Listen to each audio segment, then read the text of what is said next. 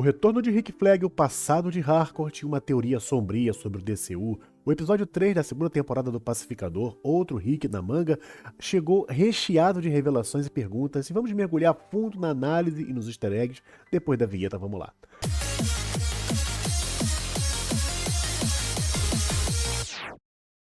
Salve, meus nerds, sejam bem-vindos ao Migrante Nerd. Deixa o seu like porque no final você vai acabar se esquecendo.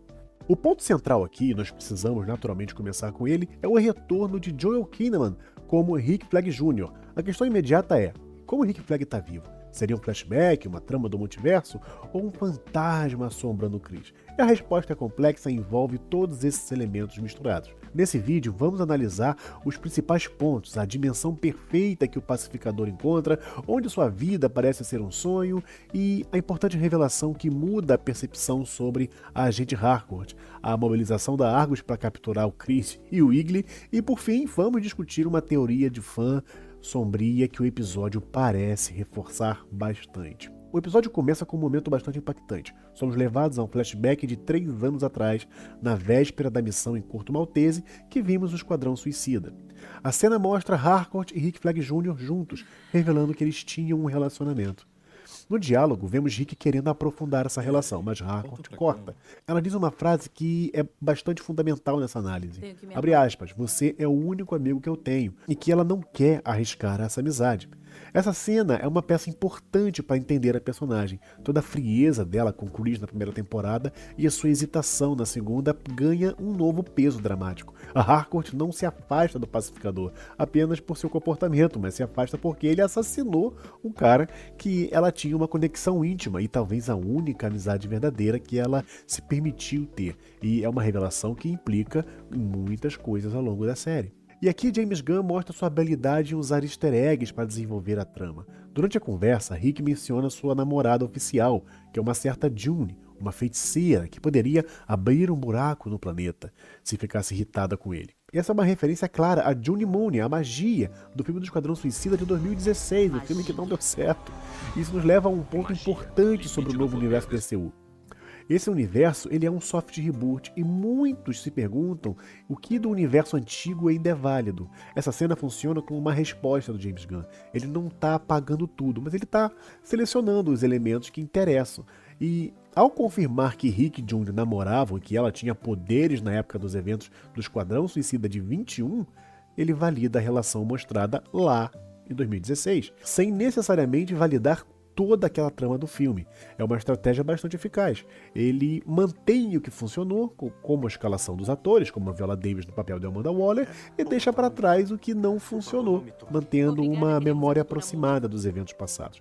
É uma abordagem que eu acho inteligente, bastante interessante e econômica também. Saindo desse passado, mergulhamos no que Chris chama de a melhor dimensão de todas, e inicialmente é fácil entender o porquê. Ele acorda nesse novo mundo e é cuidado pelo seu irmão Keith, que, como sabemos, está vivo. A atuação do John Cena nessa cena, ao ter uma conversa normal e afetuosa com o irmão, por cuja morte ele se culpa, é bastante emocionante.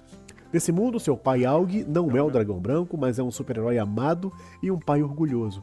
O pacificador é uma celebridade, as pessoas aplaudem ele na rua. Ele tem até uma moto utilizada pacificleta. É uma realização de todos os seus desejos. Mas a situação se complica um pouco quando ele se encontra com a Harcourt dessa realidade na Argus e descobre que o namorado dela é o Rick Flag Jr. Essa versão, no entanto, é um oposto do soldado que conhecíamos. Ele é um nerd desajeitado e medroso. Naturalmente, ao ver o fantasma do homem que ele matou, mesmo com uma versão diferente, provoca nele um ataque meio de pânico, alguma coisa assim. O clímax desse sonho ocorre quando um grupo de terroristas chamado Filhos da Liberdade invade a região. Chris vê a oportunidade de ser o herói que sempre quis. E a cena de ação é de um estilo bem característico do James Gunn, é brutal e criativa. O pacificador derrota os adversários usando objetos do ambiente, incluindo um lápis, me lembrou muito John Wick. No final, ele é aclamado pela multidão como um verdadeiro herói e, para completar, seu irmão Keith aparece para ajudar usando uma armadura, revelando-se como o herói Capitão Triunfo, um easter egg interessante para os fãs mais antigos de quadrinhos da DC. Mas e se esse paraíso for, na verdade, algo mais sinistro? É aqui que a gente entra numa teoria que tem ganhado força online e que esse episódio parece apoiar bastante. Primeiro, quem são os vilões que Chris derrotou? Os Filhos da Liberdade. Nos quadrinhos eles são um grupo paramilitar ultranacionalista. Parece uma luta simples do bem contra o mal, mas talvez aqui não seja o caso. Teoria principal é: essa dimensão perfeita é na verdade uma distopia supremacista branca, uma versão da Terra X dos quadrinhos, uma realidade onde os nazistas venceram a Segunda Guerra Mundial. E as pistas estão presentes no episódio. As diferenças entre os universos são gritantes. No nosso, Chris Smith é um anti-herói atormentado. Na Terra 2, ele é um herói aclamado. Seu pai Aug, que era um vilão supremacista branco, o Dragão Branco, aqui é um pai carinhoso e um super-herói amado. A maior mudança é clara no seu irmão Keith, morto na infância na nossa realidade, mas vivo e atuante como herói Capitão Triunfo nessa dimensão. Até o Rick Flag Jr. é drasticamente diferente. O soldado macho alfa que conhecíamos é substituído por um nerd desajeitado e medroso. As pistas continuam. A mais óbvia é a aparente falta de diversidade. Nas cenas de rua, todos os figurantes parecem ser brancos. Em uma cidade americana moderna, isso é uma escolha deliberada da produção para transmitir uma ideia. Outra pista sutil. Uma criança na rua chora, talvez de medo ao ver o pacificador, como se ele fosse uma figura de opressão. Lembra muito aquelas cenas de choro lá da Coreia do Norte, quando acontece alguma tragédia com o escalão do governo. E o mais importante, o pai de Chris, que é um notório supremacista branco nessa realidade, é um herói amado. Isso só faria sentido se a sociedade inteira compartilhasse da sua ideologia. Se isso for verdade, a conclusão é perturbadora. Os terroristas, filhos da liberdade, que atacam o governo, podem ser, na verdade, a resistência. E o pacificador, em seu momento de glória, teria massacrado combatentes da liberdade. A ironia para a jornada do personagem é significativa. Na primeira temporada, ele lutou para superar o legado tóxico do pai. Agora ele encontra um universo que parece perfeito, mas que pode ser a ideologia de seu pai transformada em realidade. Para ter a família que sempre sonhou, Chris teria que aceitar um mundo construído sobre o ódio que ele lutou para rejeitar. É um grande teste para o desenvolvimento do pacificador. Enquanto Chris vive essa crise em outra dimensão, no nosso universo a situação está se complicando. A Argus, agora sob o comando do Rick Flag Sr., que é interpretado pelo Frank Grillo, está agindo de forma decisiva. John Economos está em uma situação difícil. Pressionado por Flag Sr. e pela nova agente, Sasha Bordeaux, eu não vou falar Bordeaux, ok? A cena em que ele é culpado pelo ataque de Eagle como uma desculpa da cegueira de pássaros do agente Fleury é um momento de humor.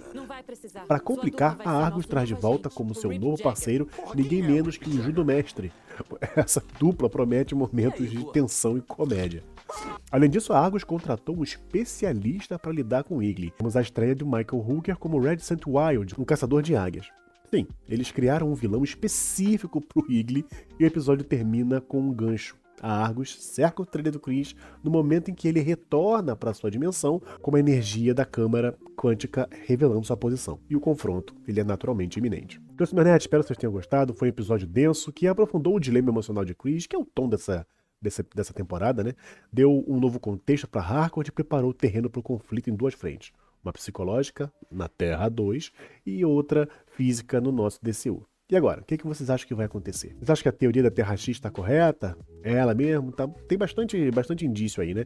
Como o Chris vai lidar com essa Argus? E uma questão importante, o que vai acontecer quando o Rick Flag Sr. descobrir que existe uma versão viva de seu filho em outra dimensão? A gente não pode esquecer da cena pós-créditos. Em um momento de alívio cômico, vemos o vigilante encontrando o Economos desmaiado e bêbado na banheira. Com cuidado, ele abaixa as calças do Economos, dá um beijo em sua testa e sussurra: "Durma bem". É uma cena peculiar que captura bem o tom da série. Deixe suas teorias, seus comentários aí. Quero saber o que vocês estão pensando. E não se esqueça de deixar o like, se inscrever no canal e ativar as notificações para não perder nenhuma análise do próximo episódio. Para ajudar o canal, continuar trazendo essas análises, considerem usar o nosso link de afiliado lá na Amazon, que está aqui na descrição, ou escanear o QR Code que está na tela para ajudas financeiras, beleza? Porque ajuda é sempre muito bem-vinda. Espero ver vocês no próximo vídeo. Um forte abraço.